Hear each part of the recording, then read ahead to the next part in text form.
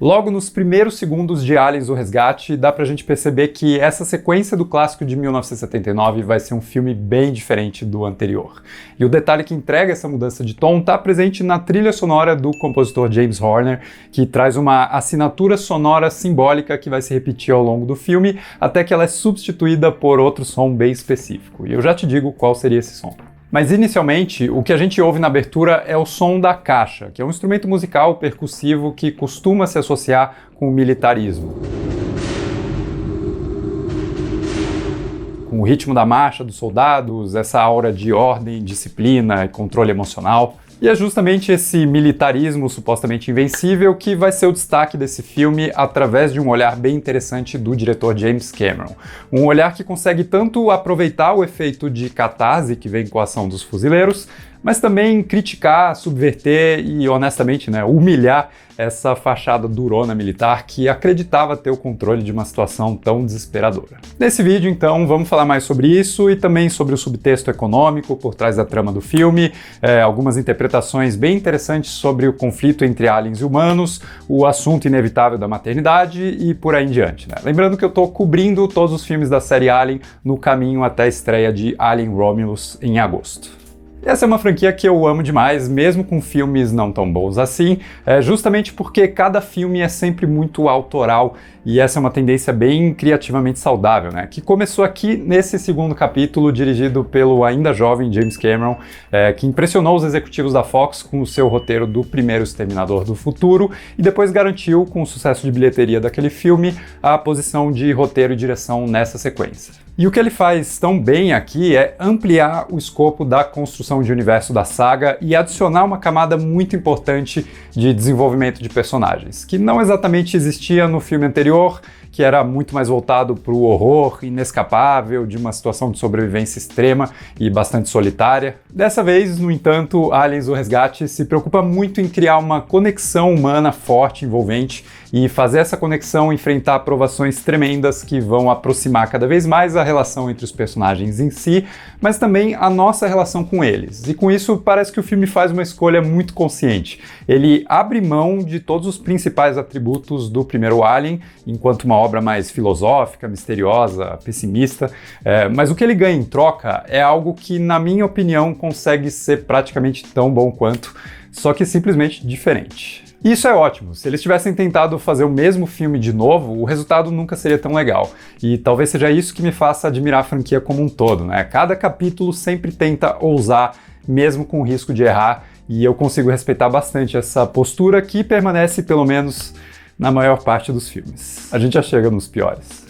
No caso de Aliens: O Resgate, o James Cameron basicamente consolida a estética, o ritmo e o padrão do blockbuster moderno, conjurando ali, diferentes emoções, mas que trabalham juntas para criar essa montanha-russa narrativa capaz de ser tanto um entretenimento de primeira, quanto também trazer ideias, conceitos, discussões pertinentes, que podem ser levadas para fora do filme depois. Um ótimo exemplo disso é que não existiria Jurassic Park sem Aliens: O Resgate, já que a mesma equipe do Stan Winston, que criou a sensacional Rainha dos Aliens, depois deu vida ao Tiranossauro Rex, e essas são, para mim, talvez as duas criaturas mais convincentes do cinema feitas por efeitos práticos. Só que mais do que isso, Jurassic Park segue à risca essa receita blockbuster que mistura três coisas fundamentais: o puro e simples espetáculo de ação, extremamente bem executado, junto com o envolvimento genuíno com os personagens, através de um roteiro bem construído, interpretações carismáticas, e finalmente o subtexto, a crítica social, a reflexão e a advertência em relação a algum assunto específico. Aliens: O Resgate faz tudo isso muito bem, e é claro que ele não foi o primeiro filme do mundo a fazer isso.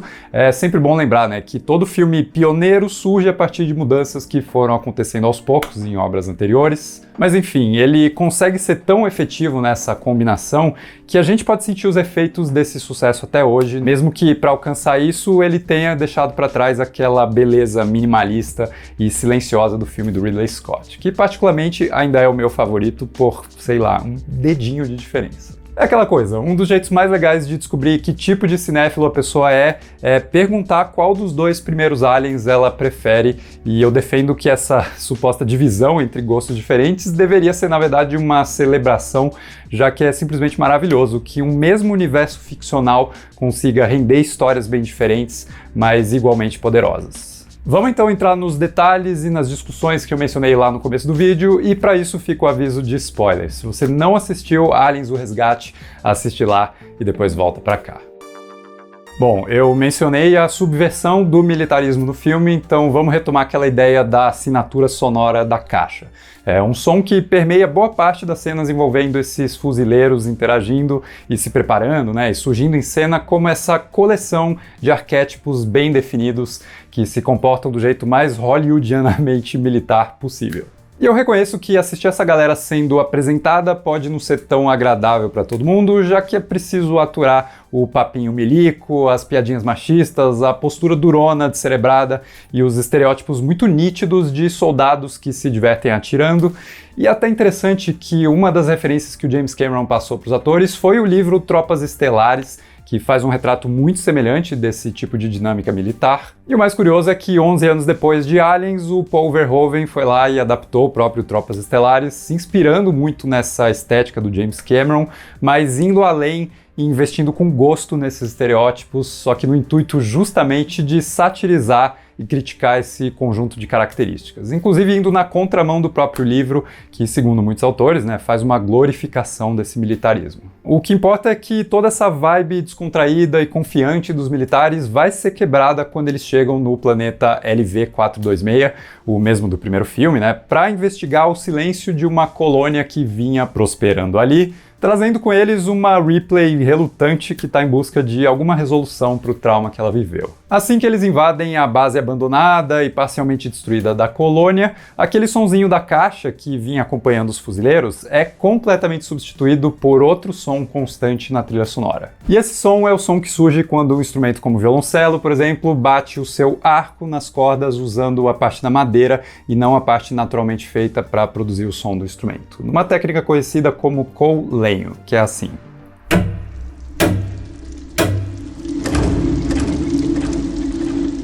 E o legal é que esse som está presente na introdução do filme anterior e também durante a sequência onde eles exploram a nave abandonada. E é um som bem desconcertante, meio antinatural e totalmente desprovido de melodia, né? De beleza, de humanidade, assim como os próprios xenomorfos e a sua hostilidade implacável. E através dessa substituição, daquela assinatura sonora, cadenciada e confiante da caixa, para essas batidas enigmáticas e ameaçadoras que simbolizam a presença do alien, o filme está usando um recurso muito poderoso do cinema, que é o design de som, para antecipar essa perda de controle dos militares antes mesmo de ela acontecer de verdade no filme. Assim que eles pisam no planeta, a batalha já foi perdida de certa forma. Aliás, eu adoro como o cenário todo traz vários pontos de vazamentos, com água pingando para tudo que é lado, né? E remetendo, obviamente, à saliva que sempre cai da boca dos aliens, num jeito inteligente de continuar mesclando a criatura no cenário para gerar esse terror de que ela pode estar em qualquer lugar. Aqui vale comentar a diferença entre a versão do filme lançada no cinema e o corte do diretor que mostra, antes dessa chegada, a colônia funcionando normalmente. Numa cena extra que é interessante e até traz uma referência ao Iluminado do Stanley Kubrick, com a câmera seguindo ali um garotinho pedalando um triciclo, mas pessoalmente eu prefiro o mistério da versão original, onde a gente só consegue imaginar, né, como que era esse lugar através de pequenos detalhes das vidas que se foram. Um lance meio de storytelling de videogame, né, onde você conta toda a história através do ambiente em si e não inserindo cenas ali para mostrar como tudo aquilo era.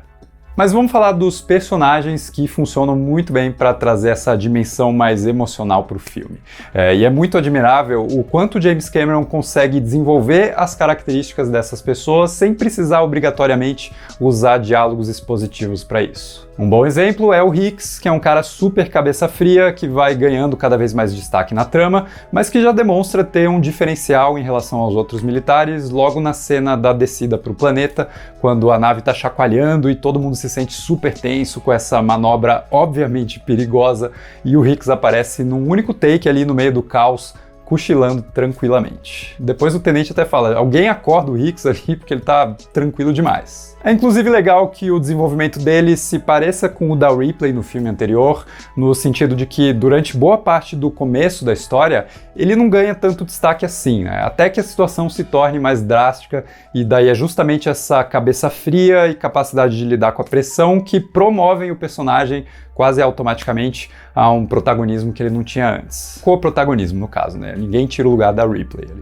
Outra figura interessante é o Bishop, a pessoa artificial da vez, que ganha um arco muito bacana de redenção do preconceito contra androides, subvertendo as expectativas da Ripley e as nossas também, né, pensando na experiência traumática que ela teve no filme anterior. E o arco dele funciona não só pela interpretação digna e memorável do Lance Henriksen, mas também porque o James Cameron insere várias pistas falsas sobre o caráter desse androide, como no momento onde ele parece ali fascinado com o facehugger, trazendo lembranças não muito promissoras do Ash fazendo a mesma coisa. Só que depois ele subverte essa desconfiança, mostrando que o Bishop era de fato um cara legal. Bom, fora eles, eu quero destacar a duplinha Tenente Gorman e Cabo Vasquez. E o caso do Gorman é interessante porque até existe um certo elemento metalinguístico nessa subtrama. O Gorman é um tenente super inexperiente que passa boa parte do filme sendo desmoralizado pelos soldados que não reconhecem nele uma autoridade de respeito. Da mesma forma, durante as filmagens, a produção britânica do filme, formada por caras bem mais velhos, olhava com bastante desdém para esse jovenzinho diretor americano, o James Cameron, que tinha substituído alguém que eles admiravam muito mais, o Ridley Scott, do primeiro filme. Algo semelhante ao que o Spielberg também enfrentou algumas vezes por ter começado tão cedo na indústria. Também não ajudou que o James Cameron ignorava totalmente aquela pausa tradicional dos ingleses para tomar o seu chazinho no meio do expediente, e essa diferença cultural só piorou a relação entre eles. Nunca se coloque entre um inglês e o seu chazinho da tarde. Só que, diferente do James Cameron, o Gorman é um completo incompetente e daquele tipo ainda mais irritante por não admitir a sua própria incompetência. Mas isso vira a base de uma pequena volta por cima que acontece quando ele se sacrifica para tentar salvar a Vasquez, que não suportava o cara, né? E os dois acabam morrendo juntos, mas não sem antes encontrar algum fiapo de respeito em comum. E isso é muito legal, né? Por mais que esses personagens secundários sejam arquétipos e sigam essa fórmula blockbuster, mas eles não deixam de ter alguma substância ali que também faz sentido, que também encontra alguma razão de existir no final. Sobre o Hudson, interpretado pelo Bill Paxton, eu só acho surreal que um personagem tão insuportável consiga ser tão divertidamente assistível. Talvez porque todo mundo sabe que num cenário desses, todos nós ficaríamos tão descontroladamente surtados quanto ele. Game over, man! It's game over! Agora, um dos elementos mais interessantes do filme envolve o Burke e o seu coletinho saído direto da Faria Lima. Antes de entrar na parte principal, que vai envolver a lógica econômica por trás disso tudo, vale destacar o quão efetivo é o roteiro em estabelecer o Burke como alguém tão desprezível ao longo da trama, mas de um jeito que nunca soa caricato ou direto demais, como é o caso de muitos subvilõezinhos em filmes desse tipo. A primeira cena com ele já mostra ele trazendo para Ripley o gato Jones, e essa atitude meio que personifica nele aquela convenção narrativa do Save the Cat, que diz que se você mostrar um personagem salvando um gato no começo da história, ele ganha a confiança do público imediatamente. Mas com o Burke, a gente nunca perde o senso de que existe algo nitidamente escondido por trás dessa fachada tão educada, tão prestativa, e olha que em vários momentos ele apoia as decisões da Ripley e o roteiro faz, mais uma vez, esse jogo de expectativas, depositando no Gorman um papel de antagonista que depois vai se revelar mesmo no Burke. Mas vamos lá, o que move o cara, obviamente, né, é o lucro, é a ganância, é a vontade de tirar vantagem de uma situação terrível, inclusive provocada por ele mesmo, já que foi ele quem enviou os primeiros colonos para a nave infectada dos aliens. Mas o que eu acho fascinante é como essa lógica de lucro permeia toda a construção de universo do filme. Ela está presente em vários diálogos que criam um senso muito nítido do quão escassa é a vida dos personagens, do quanto eles são movidos pela possibilidade de obter algum ganho material. A gente sempre ouve, né, da boca dessa galera, expressões como, sei lá, vamos ganhar uma recompensa, eles não estão pagando a gente por hora, quanto será que vai ser o meu bônus? Você tem ideia do valor em dólar disso? Eu preciso ter direito exclusivo sobre esse achado e por aí em diante. Nesse sentido, tem um artigo muito interessante do Noah Berlatsky no site Medium que vai traçar diversos paralelos alegóricos aqui em Aliens: O Resgate. Ele vai dizer o seguinte: uma luta entre potências coloniais rivais na década de 80 soa muito como uma analogia da Guerra Fria, com os humanos sendo capitalistas, exploradores motivados pelo dinheiro, levados ao conflito por interesses corporativos, e os aliens sendo uma mente coletiva comunista e insectoide. Os aliens têm criadouros comunitários, eles subvertem a carne individual num coletivo monstruosamente homogêneo através do que eles poderiam muito bem chamar de camarada facehugger. Essa ideia parece apontar os dedos para os dois lados ideológicos, fazendo com que a crítica seja dividida igualmente, né? Já que as duas espécies estariam disputando um interesse em comum, o corpo de seres vivos. No caso dos aliens, o corpo dos humanos, para continuar se proliferando no universo de um jeito que destrói qualquer senso de individualidade, e no caso dos humanos, o corpo dos aliens, que serviria para enriquecer ainda mais as grandes corporações, inclusive com interesses militares, para criar armas biológicas, enfim. Até existe uma relação interessante entre o capital e o exército aqui no filme, quando aquela subversão do poder militar e de toda a sua moral que a gente vem discutindo acontece por intermédio dessa lógica capitalista, que não se importa em sacrificar as vidas dos soldados para garantir um retorno financeiro. E isso tira muito daquela suposta nobreza da luta militar por ideais mais valorosos, né? Que vira simplesmente uma batalha para que os engravatados recebam mais no final do ano fiscal. De qualquer forma, o filme parece encontrar um contraponto a esse elemento econômico, cínico, pessimista na pureza e valor da maternidade, que é um dos temas mais amplamente discutidos de Aliens: O Resgate, o que não me impede de querer adicionar meus 2 centavos aqui também. De novo, eu quero voltar na versão do diretor, que traz uma cena extra bem significativa, onde a gente descobre que a Ripley tinha uma filha, chamada Amanda, que morreu durante os 57 anos que a Ripley permaneceu perdida, hibernando dentro da nave. Saber disso torna muito mais direta a relação de maternidade que ela desenvolve com a Newt, que se torna imediatamente uma filha substituta para ela, né, e o objetivo maior da sua proteção durante os eventos da história. Mas eu diria que também é interessante assistir ao filme do jeito como ele foi lançado, sem essa cena, e observar o quanto a Ripley enxerga a si mesma na Newt e não só a própria filha. Por exemplo, quando ela encontra a garota pela primeira vez, a menina está num estado meio catatônico, né? Depois de passar as últimas semanas sobrevivendo sozinha nesse lugar tão sinistro, e a Ripley abraça ela e grita muito desesperadamente que tudo vai ficar bem, que ela está segura, que ela pode se acalmar. E eu leio essa cena quase como a Ripley dando um chacoalhão em si mesma, já que ela também vinha sofrendo com esses traumas desde que acordou da hibernação. Então, antes de enxergar a Newt como uma pessoa separada, ela tá vendo a si mesma ali, na sua versão mais fragilizada. E os paralelos não param por aí. A Newt também tem dificuldade para dormir, porque ela continua sonhando com as coisas horríveis que ela testemunhou, assim como a Ripley, que também luta contra uns pesadelos bem fortes no começo do filme. E nesse sentido, a visão que ela tem de um alien saindo de dentro de si é menos uma preocupação literal com a possibilidade disso acontecer e mais uma alegoria visual para essa angústia que ela está precisando colocar para fora e expulsar de uma vez por todas. Claro que no desenrolar disso tudo, essa projeção da Ripley na Newt vai se convertendo mesmo nesse sentimento materno, mas eu acho que isso acontece na versão original de um jeito até mais orgânico, né? A Ripley vira uma mãe porque ela escolhe esse caminho como o caminho da sua recuperação emocional, da sua conexão com a humanidade. Se você sabe desde o início que ela tinha uma filha perdida, a nova maternidade dela vira talvez uma consequência meio inevitável do roteiro, quase um elemento pré-meditado, que é interessante também, mas enfim, a conclusão é só que é bacana discutir essas duas opções de se contar a mesma história. E eu acabo preferindo a versão onde isso acontece naturalmente. Por mais que eu ame a Amanda Ripley, já que eu tô viciado no jogo Alien Isolation e até hoje eu já zerei faz 3 semanas e ele não sai da minha cabeça. Eu fico vendo gameplay da galera encontrando o Alien e se lascando de jeitos diferentes, enfim. Mas voltando aqui, é bacana como o filme faz com que a gente queira proteger a Newt também, através de uma certa recusa em mostrar ela sendo vulnerável demais. Por exemplo, durante todo o surto coletivo dos adultos militares, a Newt muitas vezes permanece calma, permanece quieta, de cabeça fria, e isso não só é divertido de assistir, pelo contraste, né, entre um baita marmanjo como Hudson perdendo a compostura do lado de uma garotinha tranquilaça ali, mas também gera uma atitude de parceria entre nós e a personagem, no sentido de que a Newt não é aquela criança problema que só toma atitudes irritantemente burras num filme de terror. Ela é um elemento que contribui ativamente para a sobrevivência do grupo, sendo sensata, não chamando atenção, não fazendo barulho, guiando eles pelos labirintos dos túneis. Isso faz com que a gente sinta que ela merece não morrer.